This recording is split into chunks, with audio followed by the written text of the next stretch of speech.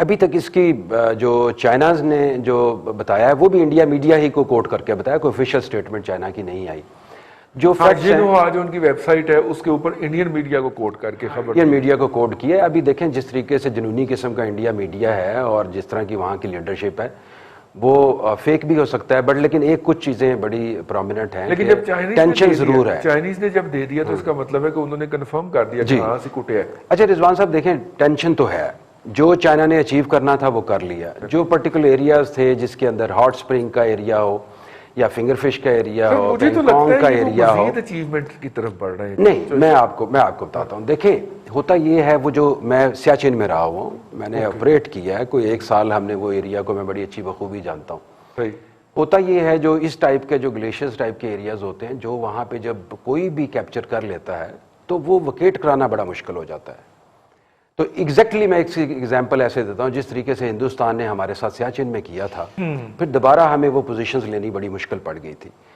तो अभी ये जो चाइना ने जो अचीव करना था वो कर लिया। अभी हिंदुस्तान के पास क्या ऑप्शंस हैं? इंडिया की पूरी कोशिश है किसी ना किसी तरीके से इसको पूरा निगोशिएट जो वो कर रहे थे डिप्लोमेटिक लेवल के ऊपर, मिलिट्री लेवल के ऊपर, जो वो ऑलमोस्ट नाकाम हो गए हैं। वो जो चाह रहे हैं कि जो स्टेटस को है उसको बरकरार रखा जाए, जिस पे चाइना उस चीज़ पे रेडी नहीं है।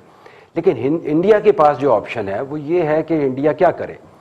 पहली ऑप्शन तो ये है कि वो फुल फ्लैज उसको रिटेलिएशन पे जाए और इसी पे जंग लड़े, और इंडिया को भी ये पता है कि वो लेना बड़ा मुश्किल है क्योंकि ऑलरेडी ऑक्यूपाइड पोजीशंस हैं चाइना की तरफ से। दूसरी ऑप्शन हिंदुस्तान के पास ये आ जाती है कि वो जो एरिया है, जो कम स्ट्रेंथन एरिया हैं चाइना की तरफ से, जहाँ पे कम मिलिट्री की प्रेजेंस है, वहाँ पे कोई एडवेंचर करे। जो अगर आपको याद हो, जो CDS जो है हिंदुस्तान के जनरल वेपन ने भी एक बताया था कि हम मिलिट्री वेंचर कर सकते हैं अगर ये स्टेटस को ना होता।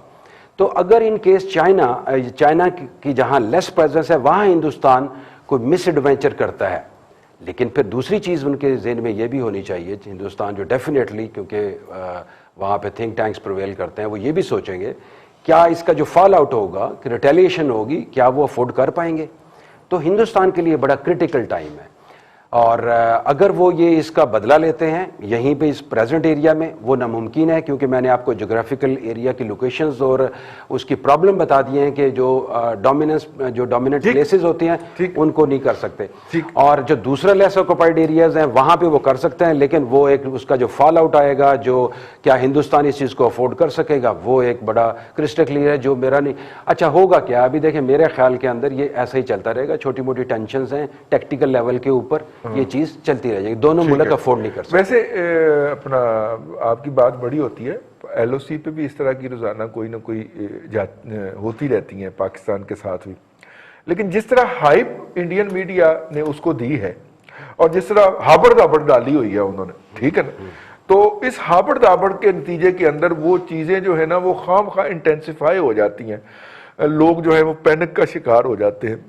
यार लाख फौज बैठी हुई है आई बाल टू आई बाल, तो इतना एक तो रोजाना वैसे नेचुरल कैटास्ट्रॉफी की वजह से कैजुअलिटी हो जानी चाहिए ना, 1-2 जो है। देखिए उनका जो डिफेंस मिनिस्टर है शंकर, उनकी आपने स्टेटमेंट देखी होगी, फिर उनके जो CDS की स्टेटमेंट्स देखी होंगी, फिर आप ये देखें कि उनको फेस सेविंग भी चाहिए।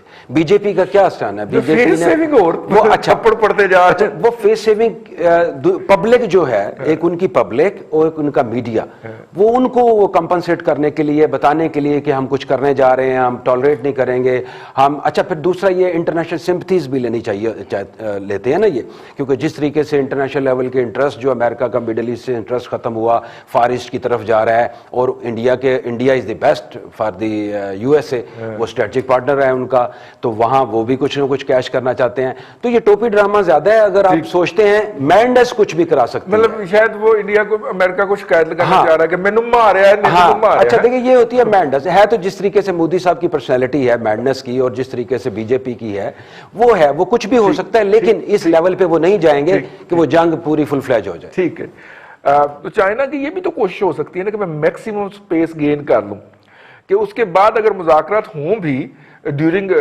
स्नोफॉल और दोनों साइडें अपनी अपनी पोजीशन पे दबक के बैठी हों, तो उस वक्त जो है वो मैं अपर हैंड पे मुज़ाकरात की टेबल पे जाऊं, ये इस तरह की भी तो कोई मूव हो सकती है। ऐसी मूव 2 दफा हो चुकी है, आपको याद होगा।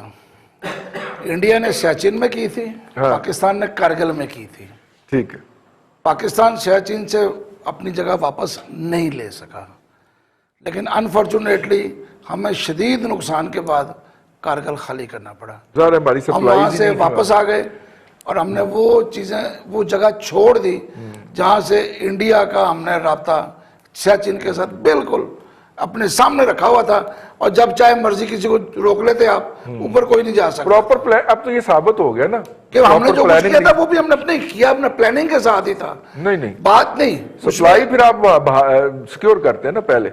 इंडिया ने इंडिया ने हेलीज के जरिए सप्लाई सिक्योर की ना सर। नहीं, हेलीज के जरिए तो आप कभी भी कर सकते हैं। आप भी तो हम भी कर इतना सकते हैं, सियाचिन में हमारे क्या हो हेली रहा तो होते थे भाई। है। देखिए सियाचिन के साथ उन्होंने वो ऐसी तरह पहुंचे थे जब बर्फबारी थी, और पाकिस्तान को सरप्राइज मिला था जब ऊपर वो पहुंच चुके थे। चाचू हम तो नीचे रह गए चाचू थे। चंद एरोनॉटिकल माइल के ऊपर स्कर्दू मौजूद था। इंडियन एयरफोर्स जब वहां पे आके मिग 29 मार रही थी, तो हम क्यों नहीं अपने F-16 मार सके वहां पे? मेरा ख्याल है कि Planning नहीं थी अगर सर। आपको याद हो, आपको याद हो कि जब कारगिल हुआ है, तो उस दिन अगर आपको वो तकरीर याद हो शहबाज शरीफ साहब की, जो उन्हें लाहौर रेलवे स्टेशन पे फरमाई थी, आप और हम सारे कंटेनर के ऊपर बैठे हुए थे, सामने कंटेनर पे शहबाज साहब थे, और उन्होंने नारा लगाया था, और हमने भारत का एक तैयारा गिरा दिया कारगिल में।